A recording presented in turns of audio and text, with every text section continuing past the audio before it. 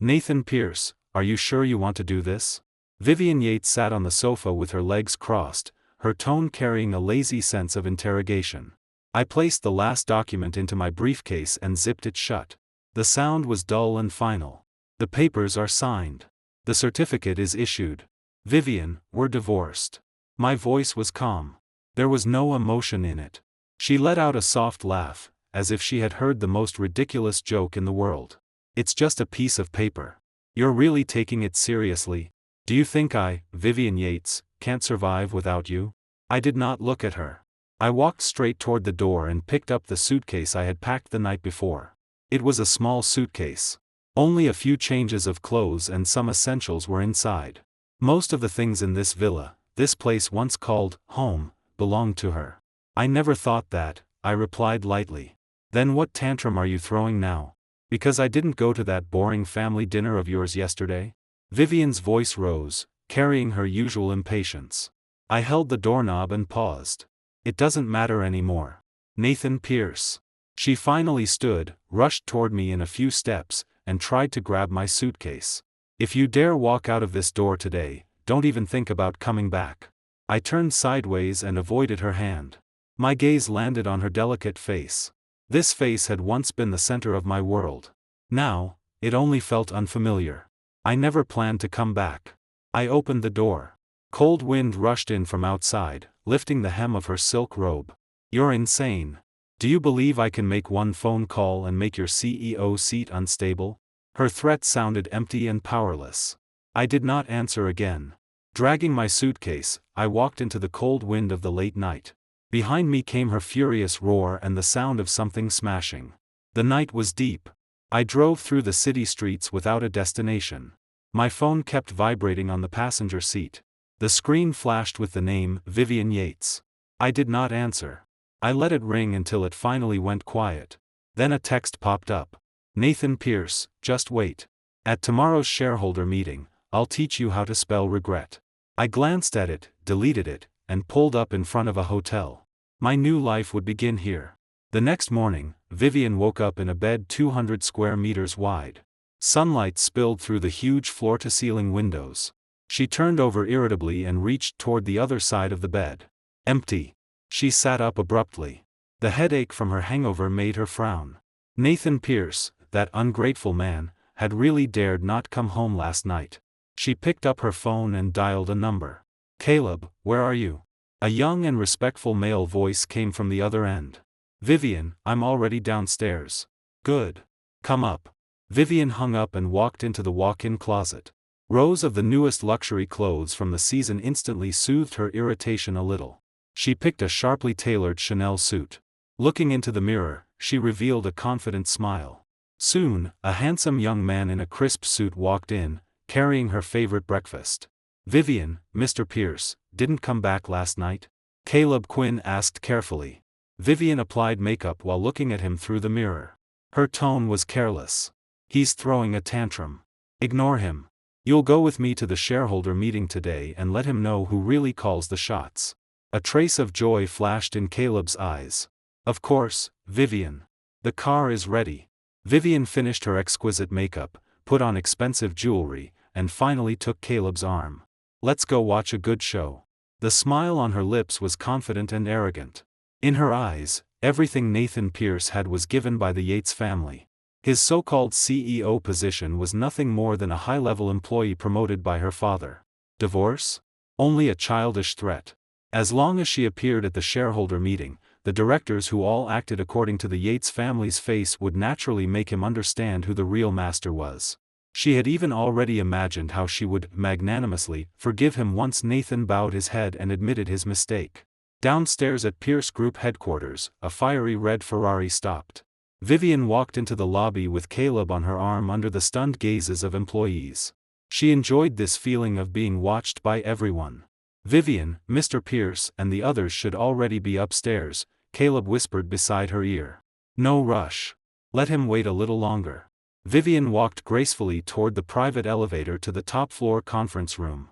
But at the elevator entrance, two tall security guards reached out and blocked their way. Sorry, Ms. Yates. You cannot go up. The lead guard's face was expressionless, his tone official. Vivien's smile froze. She could not believe her ears. What did you say? Say that again. Her voice rose, attracting the attention of everyone in the lobby. Ms. Yates, sorry. You do not have meeting eligibility. The guard repeated it, his tone unchanged. Vivien's face flushed red. This was humiliation. Pure humiliation. Do you know who I am? I am Nathan Pierce's wife. The CEO's wife of Pierce Group. How dare you stop me? Her sharp voice echoed through the spacious lobby. Caleb also hurried forward. Did you make a mistake? Move aside. If you delay the shareholder meeting, can you bear the responsibility? But the guards remained as still as statues. This is Chairman Pierce's order.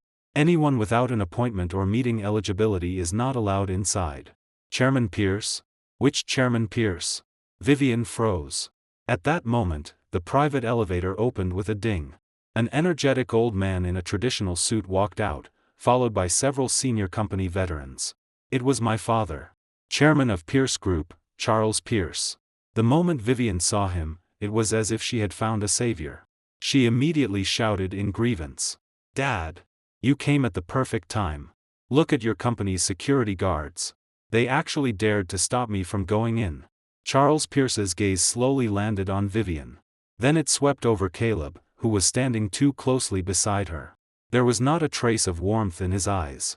He ignored Vivien's complaint and nodded toward the guards. You did well. Then he turned to Vivien. His voice was not loud, but it traveled clearly through the entire lobby. Vivien Yates, you divorced Nathan yesterday. One sentence. The entire lobby fell into deathly silence. Everyone widened their eyes and looked at Vivien in disbelief. All color drained from Vivien's face. Her lips trembled, but she could not say a word. Charles looked at her and continued in a tone so calm it was cruel. This is Pierce Group's shareholder meeting. Not the Yates family's backyard. He paused. His gaze was like a blade. Word by word, he shattered the last of Vivien's dignity. Without him, you are nothing. After saying that, he did not look at her again. He turned to the people behind him. Let's go up.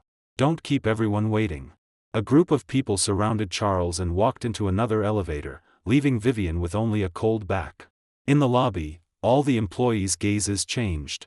The shock and envy from before turned into sympathy, contempt, and even gloating. Vivien felt as if she had been stripped naked and thrown in front of everyone. Her whole body trembled. She pointed at the security guards and screamed hysterically. You all wait.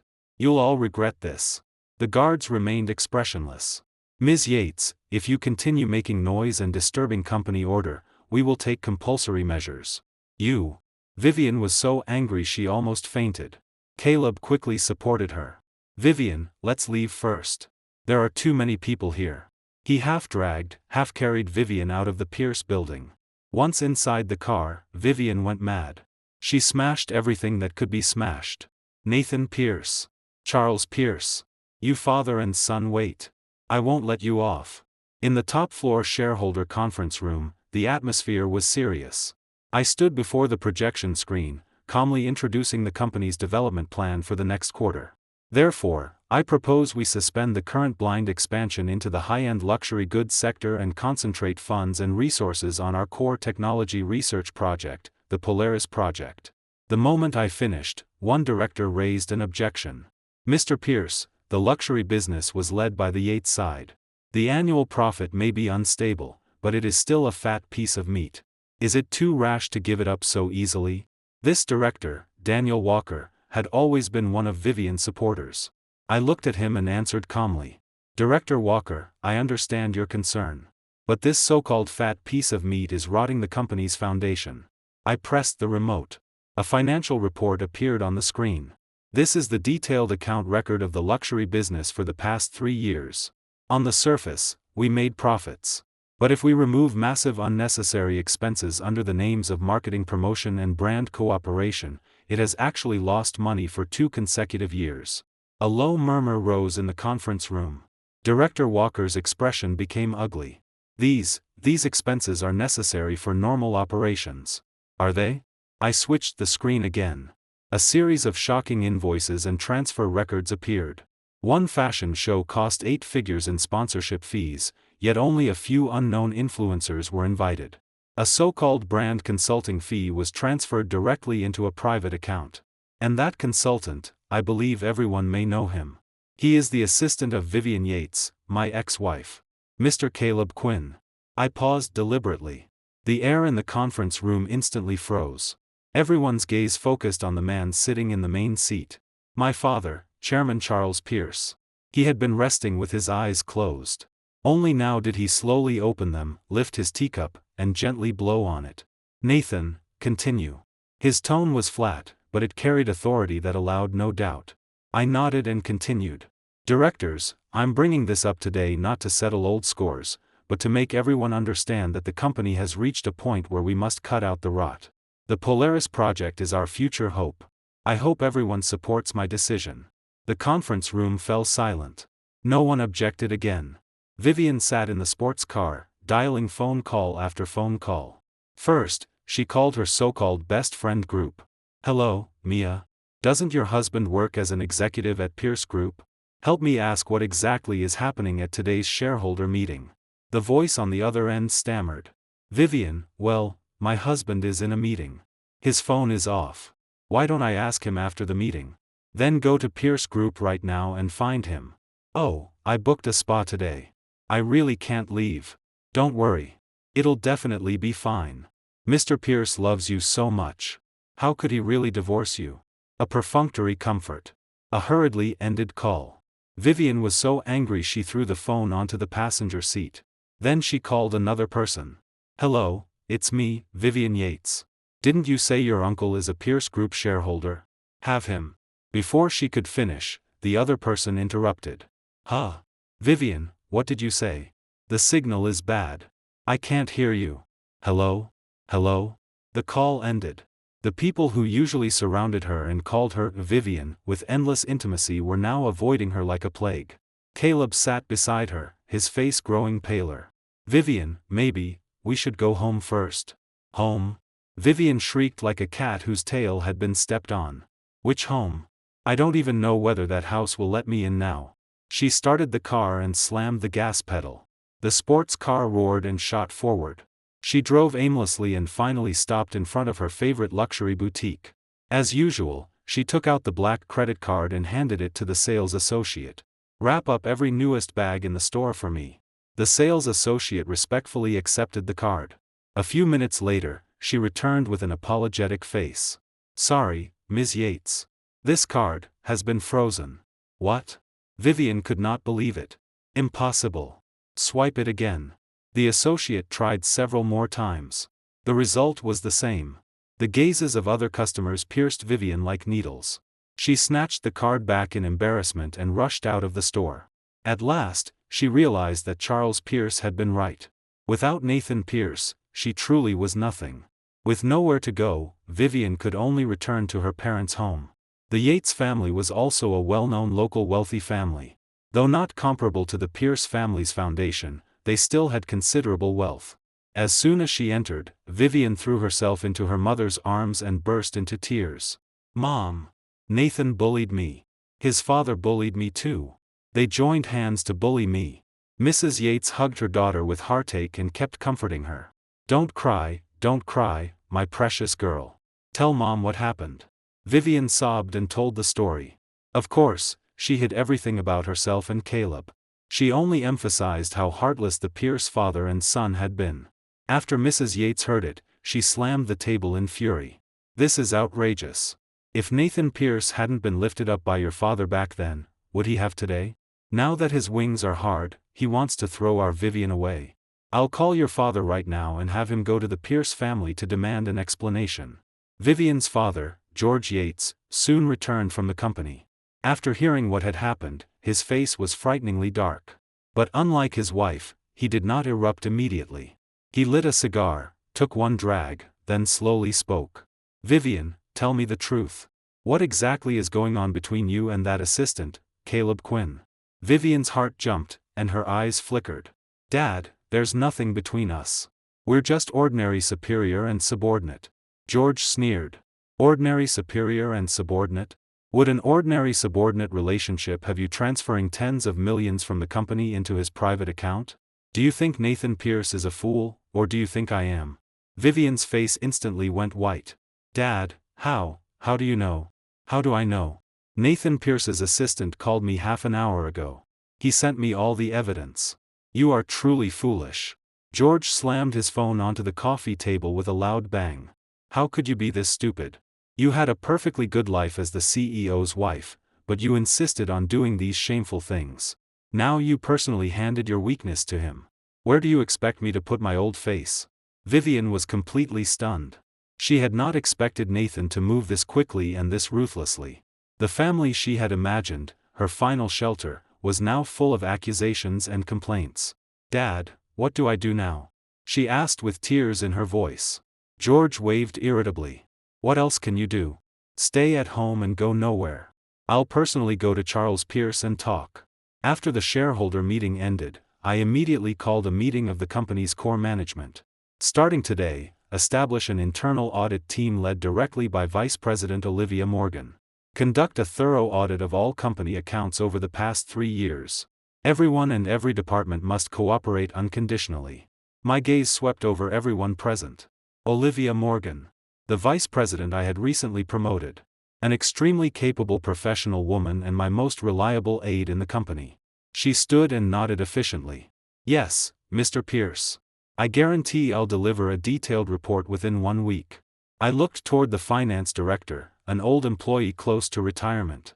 Director Grant, focus on the luxury division and marketing department accounts, especially all transactions connected to Grace Media.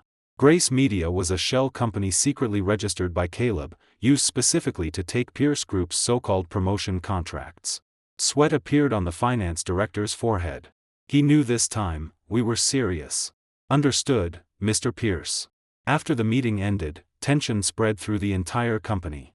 The audit team moved with thunderous speed and entered the finance department that afternoon, sealing all relevant account books. My phone rang. It was my father. George Yates came to see me just now. His tone was calm. What did he say? I asked. What else? Please, old relationships. He wanted you to let Vivien go for the sake of the past. What did you say? I said the children's matters should be solved by the children.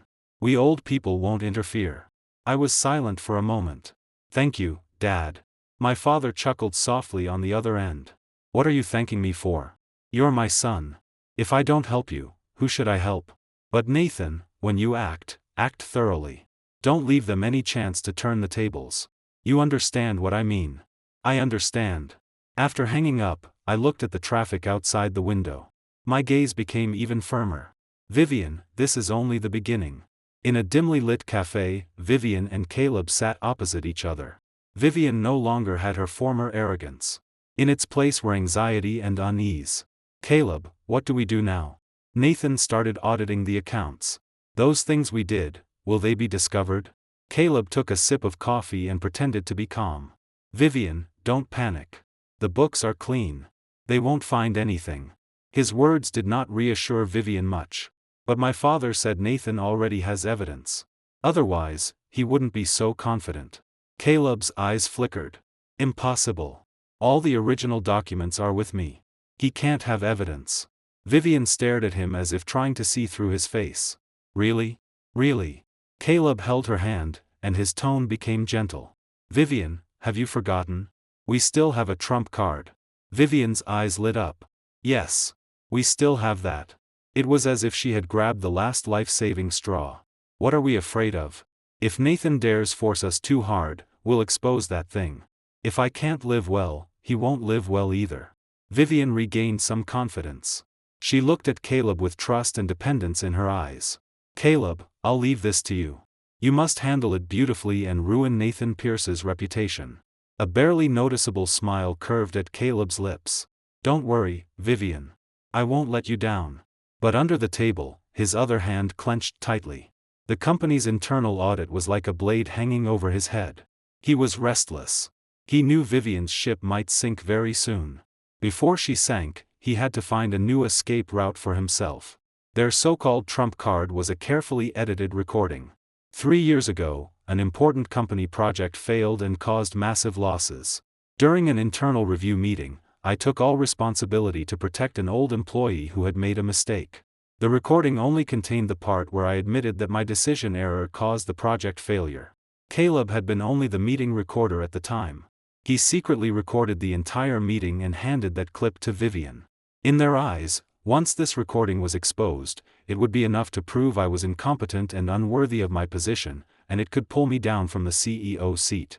Over the years, Vivien had often used that recording to pressure me, making me turn a blind eye to her behavior. I had endured it all this time not because I feared her. I was waiting for the right moment. A moment to uproot them completely and eliminate all future trouble. Now, the moment had arrived. Late at night, I sat at the hotel desk with a laptop in front of me. On the screen was an encrypted email from Olivia. "Mr. Pierce, the audit has encountered some resistance. Several core employees in the luxury division are refusing to cooperate for various reasons. They seem to be intentionally stalling." I replied, "Expected. They're waiting for Vivien's next move. What do we do? Wait. Let them use every trick they have." I closed the laptop and walked to the window. I knew Vivien and Caleb would soon spread that recording. They thought it was my greatest weakness. What they did not know was that it was exactly the trap I had prepared for them. Before a storm arrives, everything is always especially calm. And I had already prepared the umbrella. The next day, I met an important director of the company, Director Patrick Lee. Director Lee was one of the company's elders. His shareholding was second only to the Pierce family, and he had a strong voice on the board. He was neutral by nature, focusing only on the company's interests. In the fight between me and Vivien, he had always waited and watched. In my temporary office, I pushed a document I had organized myself in front of him. "Uncle Lee, please look at this first." Director Lee adjusted his glasses and flipped through the pages one by one. His expression shifted from calm to surprise, then to anger. Inside the file was a detailed record of how Caleb extracted funds from Pierce Group through that shell company. Every payment destination was clearly listed. The largest amount had been used to purchase a mansion in a prime downtown location. And the name on the property certificate was unmistakably Caleb Quinn. Bastard. A rat. A parasite. Director Lee slapped the document heavily onto the table. "Nathan, is all of this true?" I nodded. "This is only what we found initially. I believe deeper things are still behind it. And every one of these accounts carries Vivien's handwritten signature."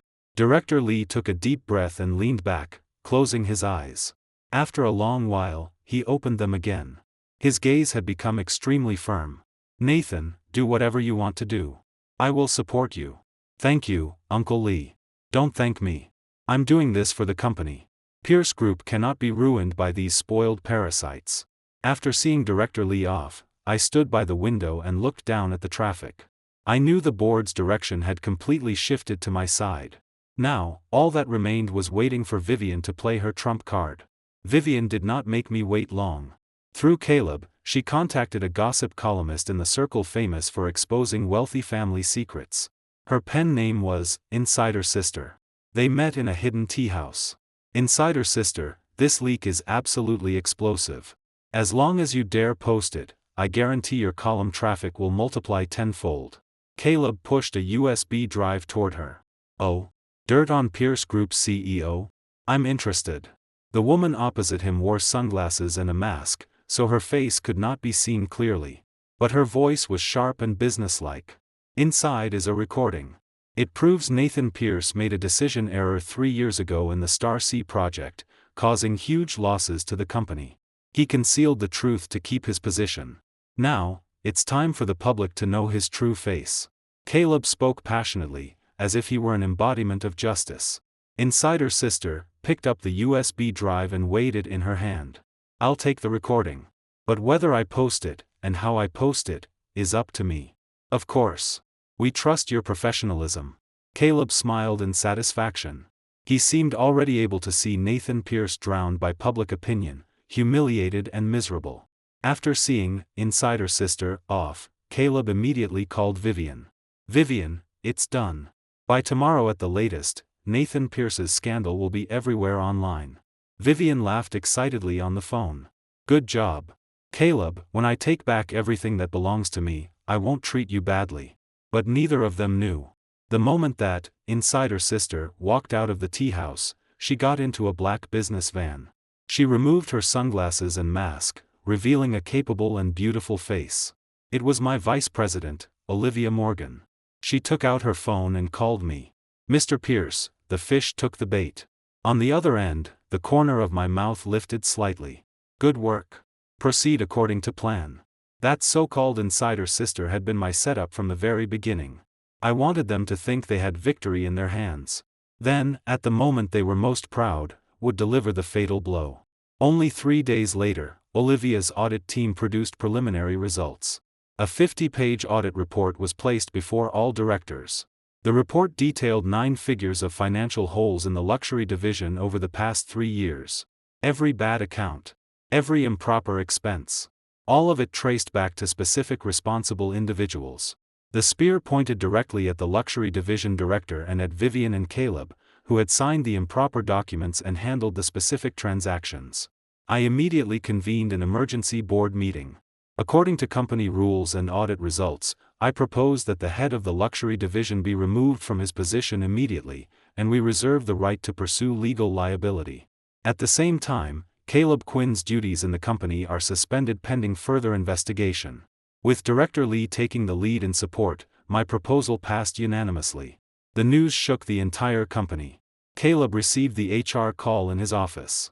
His entire body collapsed into the chair. He could not understand how those perfectly covered accounts had been uncovered.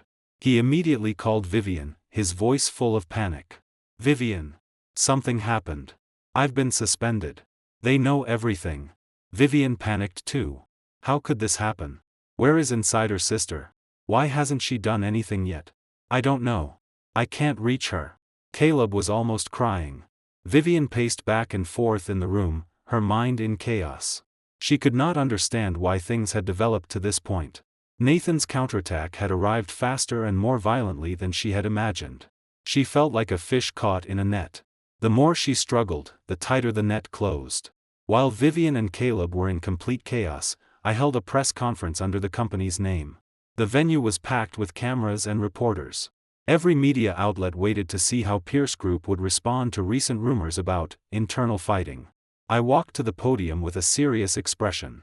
Good afternoon, friends from the media. Today, we invited everyone here to clarify and explain recent false rumors about Pierce Group. Flashes kept bursting. First, regarding my personal family matter, this is purely private. Ms. Vivien Yates and I have already divorced peacefully. I hope everyone will not speculate excessively. Second, and most importantly, Pierce Group recently conducted a thorough internal audit and discovered serious problems. My tone shifted sharply.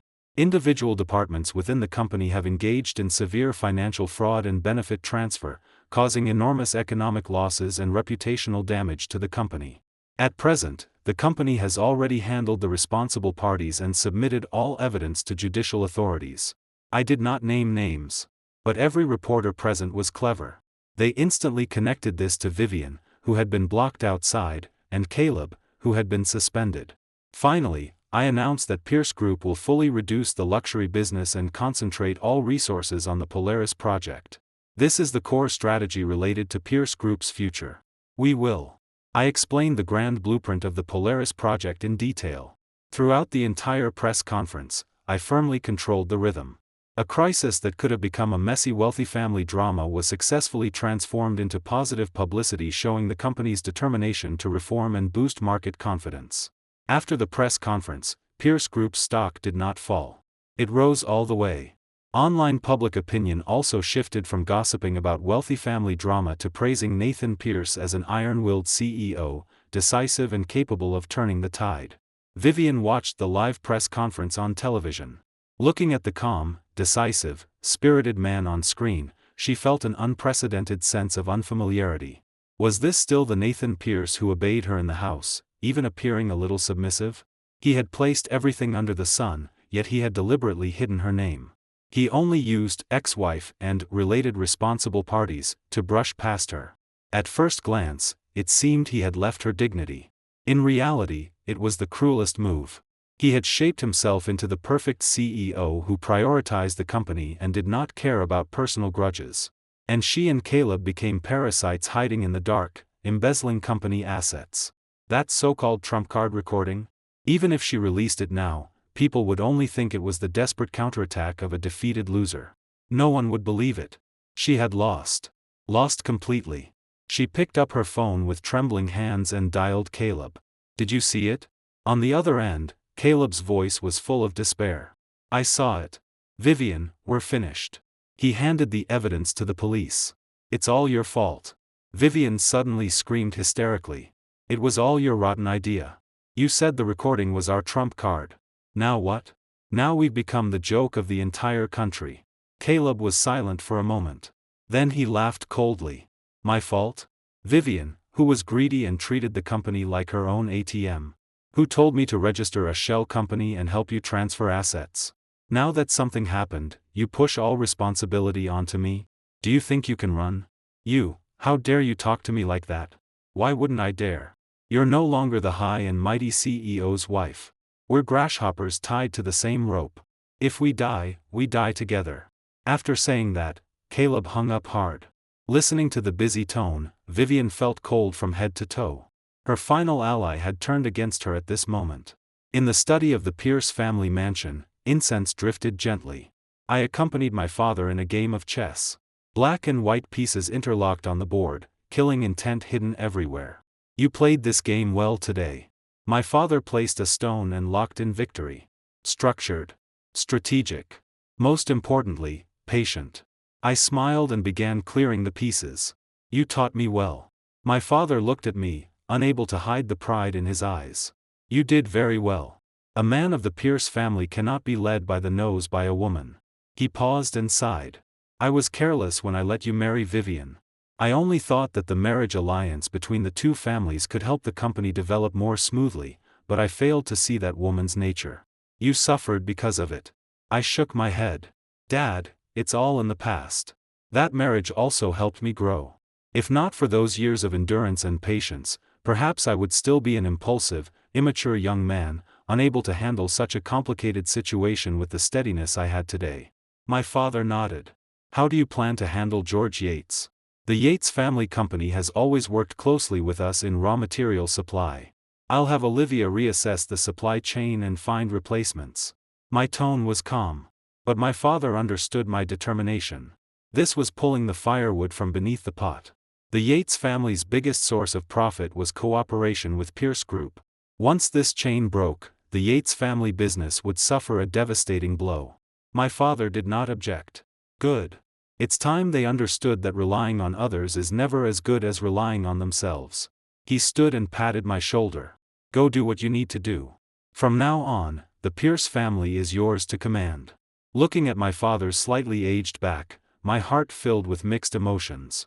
He had been watching me all along. Testing me. Only today did I truly pass his test and take the helm of the Pierce family's commercial ship. Pushed into a corner, Vivien made her final struggle.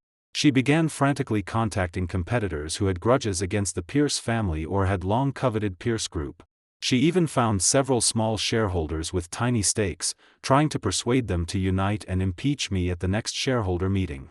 Everyone, Nathan Pierce is now creating a dictatorship inside the company and eliminating dissidents. Today he can deal with me, tomorrow he can deal with you. At a private dinner, she passionately accused me of my crimes. "As long as you help me pull him down from the CEO position, when I regain power, I guarantee your returns will at least double." She painted a huge cake, attempting to awaken their greed. But everyone seated there was an old fox who had fought in the business world for years. No one was a fool. One shareholder leisurely took a sip of tea. "Ms. Yates, it's not that we don't want to help you. It's just that all our shares combined don't even reach 5%. We can't shake the Pierce family's position at all." Another agreed. "Yes. And we've all seen Mr. Pierce's recent reform measures. They benefit the company. We have no reason to oppose him."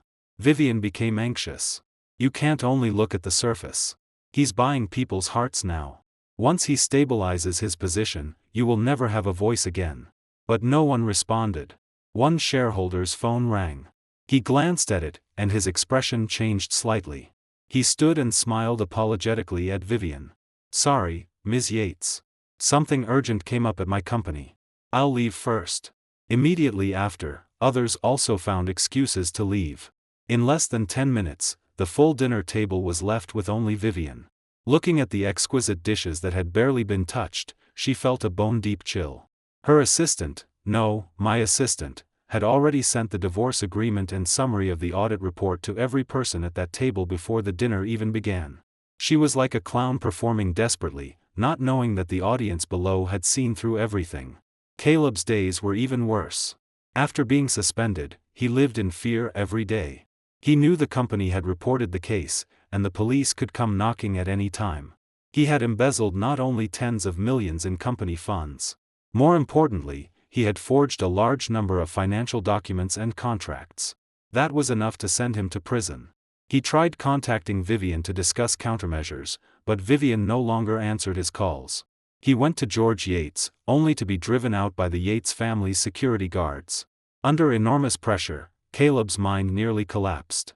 He did not want to go to jail. He was only in his 20s. His life could not be destroyed like this. After thinking it over, he realized there was only one person who could save him. Me. After a long internal struggle, he called my lawyer. "Attorney Carter, this is Caleb Quinn. I want to talk with Mr. Pierce." Attorney Carter's tone was calm. "Mr. Quinn, you are currently under suspicion. Anything you want to say can be said to your lawyer or to the police." "No." Caleb spoke urgently. "I have something important that must be handed to Mr. Pierce personally. It's about Vivien Yates. It's more fatal than the evidence you currently have." He paused, then lowered his voice. "I can become a witness and testify that Vivien was the mastermind behind everything. I only ask Mr. Pierce to give me a chance to make up for my mistakes." Attorney Carter was silent for a moment. "I will relay your words to Mr. Pierce. Whether he meets you is his decision."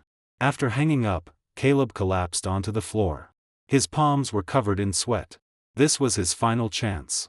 To protect himself, he decided to completely betray the woman he had once flattered in every way, and even fantasized about. Under my lawyer's arrangement, I met Caleb in an absolutely secure location.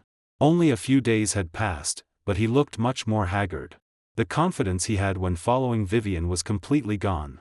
The moment he saw me, he immediately stood and bowed deeply. "Mr. Pierce." I did not speak. I only looked at him quietly. He took a hard drive from his bag and handed it to me with both hands. "Mr. Pierce, inside this are all the original pieces of evidence.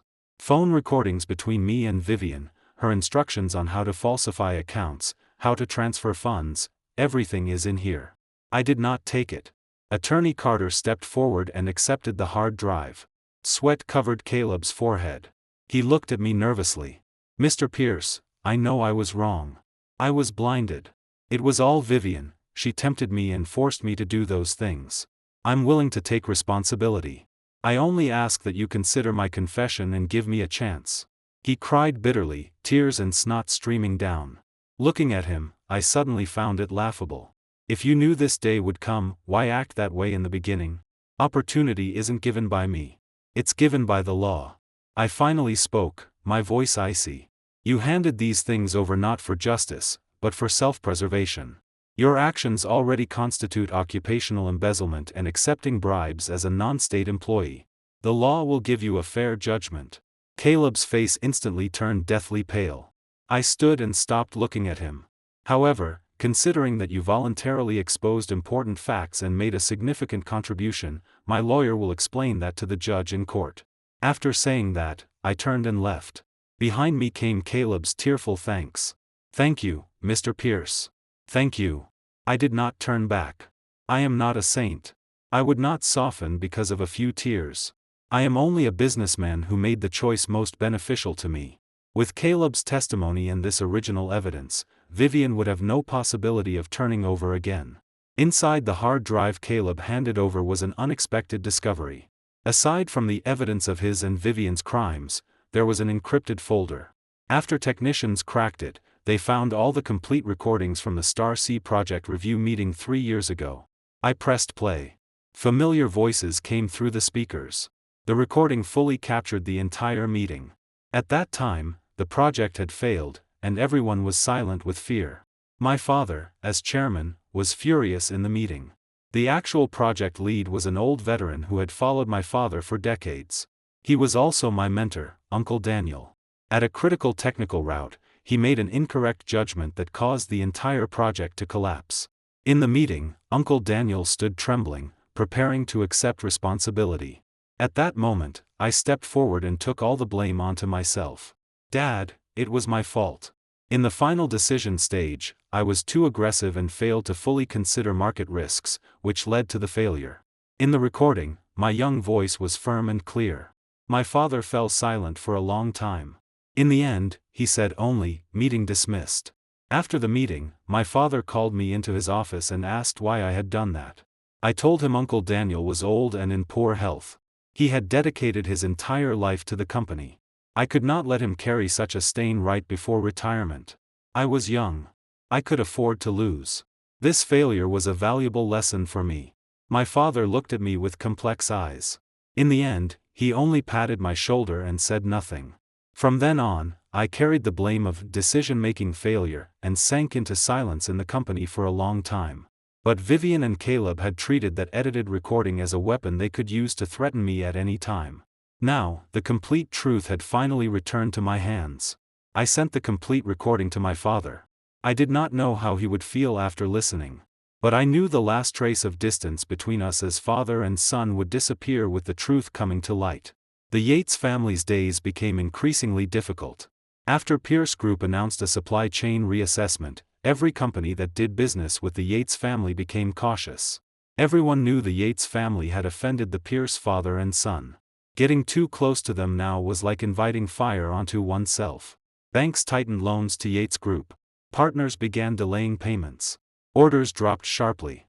George Yates became so anxious that half his hair turned white in only half a month. He swallowed his pride again and again, going to the Pierce family to request a meeting. Every time, he was refused at the door.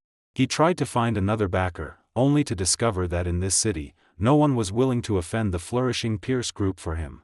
Finally, under the enormous pressure of an impending cash chain break, George made a difficult decision. In the name of Yates Group, he published a statement in the newspaper. In the statement, he first apologized for the trouble caused to Pierce Group. Then he harshly condemned his daughter Vivien's improper actions, saying her personal behavior had nothing to do with Yates Group, and that he firmly supported the judicial authorities in handling Vivien fairly. Finally, he announced that Vivien would no longer hold any shares in Yates Group, and that he was severing the father-daughter relationship. This statement was like a loud slap across Vivien's face. Her final backer, her biological father, publicly drew a clear line from her to protect his business. He had abandoned her completely. When Vivien saw the newspaper, she collapsed. She locked herself in her room, refusing to eat or drink, smashing things madly like a trapped beast. Everything she once had, status, wealth, family, friends, love, turned to nothing within half a month. This was the price she paid for her greed and stupidity. After obtaining an ironclad chain of evidence, my legal team formally filed a lawsuit in court. The reason for the lawsuit was that Vivien, during our marriage, used her special status to collude with others and illegally embezzle massive company assets through fabricated transactions and forged contracts, causing irreversible economic losses and reputational damage to the company. The court summons was soon delivered to Vivien. Along with it came an asset preservation order. All properties, vehicles, bank deposits, stocks, funds, everything under her name, was legally frozen pending processing. That meant before the case concluded, she had become truly penniless. The moment Vivien received the summons, she instead calmed down. She knew everything was over. All struggles, unwillingness, and hatred appeared pale and powerless before the cold legal documents. She sat alone in the empty room and looked out the window. She remembered when we had first married. Back then, I had not fully controlled the company yet. But toward her, I was endlessly protective and loving. If she wanted the stars in the sky, I would find a way to pluck them down. But gradually, she lost herself in that bottomless indulgence and material desire. She became greedy, domineering. She began to look down on the man who loved her deeply.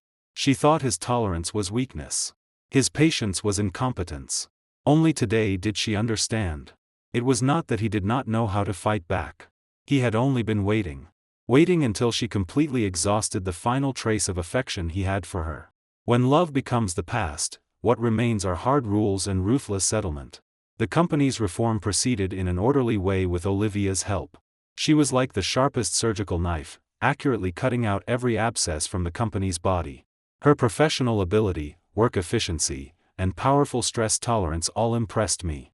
Mr. Pierce, this is the latest supply chain assessment report. We selected 3 suppliers that can replace Yates Group. Their overall strength is above Yates Group's, and their quotations are lower. In my office, Olivia handed me a report. She wore a suitable professional suit. Her hair was neatly pinned up behind her head. There was no excessive makeup on her face, but she radiated a refined beauty. I accepted the report and flipped through it quickly. Very good. Proceed according to your plan and complete the supplier switch as soon as possible. Understood. She nodded and prepared to leave. Wait. I stopped her. This matter has been hard on you. Especially the insider sister part. You endured a lot. Olivia smiled. Her smile was like a fresh breeze. It's my honor to help the company dig out parasites. Besides, playing an influencer once was quite a unique experience. Her humor relaxed my tense nerves. Are you free this weekend? I'd like to treat you to dinner as a reward. Olivia froze for a second, then returned to normal. Sure. But I'm choosing the most expensive restaurant. No problem. We looked at each other and smiled. I knew that between us, there was more than a superior-subordinate relationship. It was more like a mutual appreciation between comrades. A tacit understanding built on respect and admiration. Compared with Vivien's suffocating need for control, this equal and relaxed relationship made me feel unbelievably comfortable. Completely isolated, Vivien finally remembered to call me. It was late at night. I had just finished a video conference. Looking at the familiar yet unfamiliar number flashing on the screen, I hesitated for a moment, then answered. There was a long silence on the other end.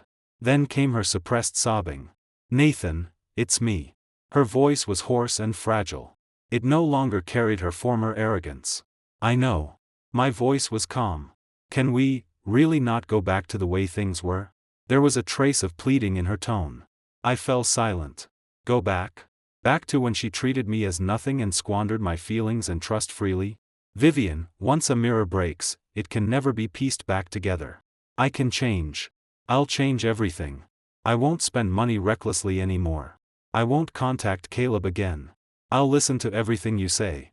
Please, give me one more chance, okay? Her crying grew louder and more desperate. It's too late, Vivien. I said softly. From the moment you took my tolerance for granted, from the moment you colluded with outsiders to embezzle company assets, from the moment you used that edited recording as a weapon to threaten me, everything was already too late. I was wrong. I really know I was wrong. You should tell your apology to the judge. After saying that, I hung up and blocked her number. It was not that I had never given her chances. In 5 years of marriage, I gave her countless chances. But she did not cherish a single one. Now, I did not want to give any more. My heart had become hard as iron through each disappointment. The trial date arrived quickly. Vivien stood in the defendant's seat wearing prison clothes. Without her heavy makeup, her exhausted pale face made her look 10 years older than she truly was. I did not attend. I entrusted everything to Attorney Carter. In court, Attorney Carter presented evidence as solid as a mountain. Bank statements, transfer records, fake contracts, call recordings between Caleb and Vivien. As a cooperating witness, Caleb also appeared in court and described in detail how he and Vivien had conspired to cash out company funds step by step and transfer them into private pockets. Faced with ironclad evidence, Vivien's defense lawyer was almost powerless. Vivien kept her head lowered the entire time. She did not speak. She was like a puppet that had lost its soul. During the final statement phase, the judge asked whether she had anything to say. She lifted her head and looked through the crowd as if searching for something. In the end, she only smiled miserably and shook her head. I plead guilty. 3 words. They drew a tragic period over the absurd first half of her life. The entire trial was like a play whose script had long been written. No suspense. No waves. Justice may be late, but it will never be absent. And those who attempt to obtain ill-gotten wealth through improper means will ultimately be nailed to the pillar of shame. The court's judgment came quickly. Vivien was convicted of occupational embezzlement and misappropriation of funds. For multiple crimes, she was sentenced to 10 years in prison and all illegal gains were confiscated. Because Caleb had made a major contribution and voluntarily returned part of the stolen funds, he received a lighter sentence of 3 years. When the news arrived, I was in my office reviewing the Polaris Project progress report. My heart did not ripple much. No pleasure of revenge. No relief that dust had settled. Only a faint melancholy. I had once loved that woman. I had once wanted to grow old with her. But in the end, she personally pushed everything between us into a bottomless abyss. I did not know whether she would truly reflect during the next 10 long years behind bars. But it no longer had anything to do with me. My life had turned to a new page. I devoted all my energy to work. Under the joint efforts of me and the team, the Polaris project progressed smoothly and achieved multiple technical breakthroughs, attracting widespread industry attention. Pierce Group's stock also rose strongly, reaching a historic high. With real action, I proved to everyone that my decision was correct. I also proved to my father that I was capable of shouldering the Pierce family's future. Another weekend, I accompanied my father fishing beside the pond in the backyard. The sunlight was perfect. The breeze gentle.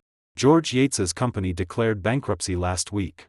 My father suddenly spoke while looking at the calm lake surface. I hummed softly and said nothing. I heard he sold off all family assets just to barely repay the bank loans. Now his family is renting an old apartment, living very tightly. There was no clear sympathy or emotion in his tone.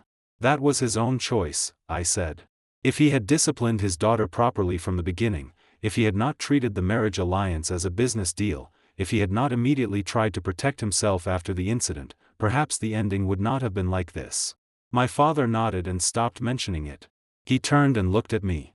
His eyes were filled with pride. I waited a long time for this day. You have finally become a true helmsman. Dad, I still have a long way to go. No. You're stronger than me. His fishing rod moved. He skillfully lifted it, and a lively carp came out of the water.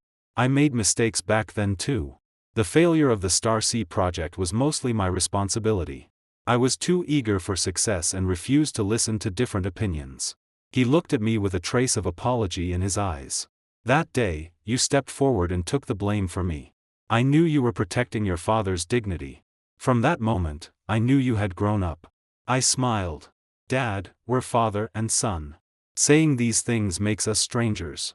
Sunlight spilled over us. Warm and peaceful. Everything in the past, glory or pain, had already gone with the wind. The future was slowly unfolding beneath our feet. A few months later, Pierce Group's new product launch achieved unprecedented success. The brand new smart home system developed under the Polaris project detonated the entire market with its revolutionary technology and human-centered design. Orders came flying in like snow. The company's production lines had to run around the clock. At the celebration banquet, everyone was cheerful. As project leader, I was forced to drink quite a bit. Olivia helped me block several rounds, and her own cheeks flushed from drinking. After the banquet ended, she supported me as we walked out of the hotel. Mr. Pierce, are you okay? I'm fine. Just a little dizzy. I leaned against the car and let the evening wind blow across my face.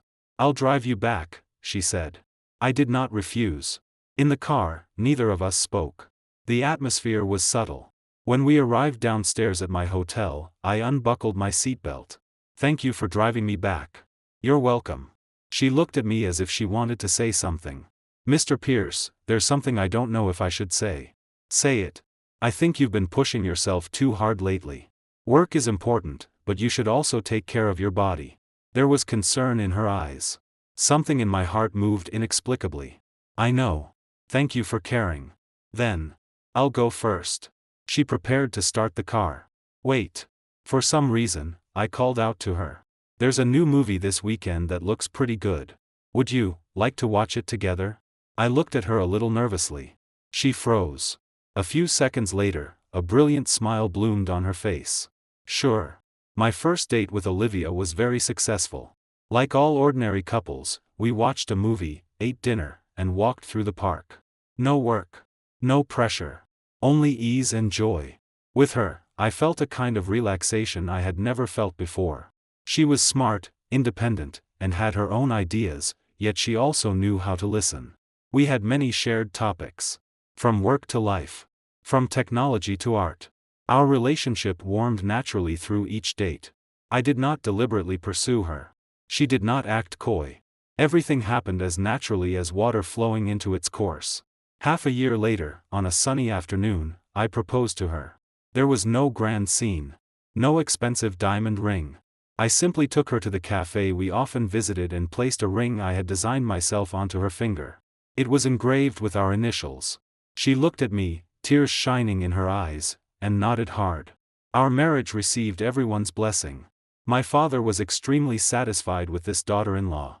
He said Olivia had all the qualities he imagined for the future mistress of the Pierce family. Wisdom, grace, resilience, and independence. Our wedding was low-key. We invited only relatives and our closest friends. At the wedding, I watched Olivia in her white gown walk toward me slowly. I felt like the happiest man in the world. I finally understood that a good marriage is not one person depending on and extracting from the other. It is two independent souls being drawn to each other, supporting each other, and standing side by side to look at the same scenery. After marriage, I moved out of the hotel and into the new apartment I bought with Olivia. It was a large flat, decorated simply and warmly. Gone was the luxury and coldness of the old villa. Here, every corner was full of life. Olivia did not give up her career because she married me. She remained Pierce Group's most capable vice president and my most trusted partner at work. We went to work together, came home together, discussed work together, and shared the small details of life together. Occasionally, I still thought of Vivien. I heard that she behaved well in prison and even joined a literacy class organized there, teaching inmates without much education how to read. Perhaps only after losing everything did she finally find the value of her own existence. But none of that had anything to do with me anymore. One weekend evening, Olivia and I stood before the floor-to-ceiling window of our apartment, watching the city lights turn on outside. She gently hugged me from behind and leaned her head against my back. "What are you thinking about?" she asked softly. I turned, held her hand, and looked into her eyes. "I'm thinking about how lucky I am to have met you." She smiled, rose onto her toes, and kissed me softly on the lips. "So am I." Outside the window were thousands of lights and flowing traffic. Inside the window were peaceful years and two hearts leaning on each other. I held her tightly, feeling this hard-won happiness. I knew that my life had finally sailed into the warmest harbor. Everything in the past had become passing smoke. And our future had only just begun. That's all for today's story. Remember to subscribe and leave a comment.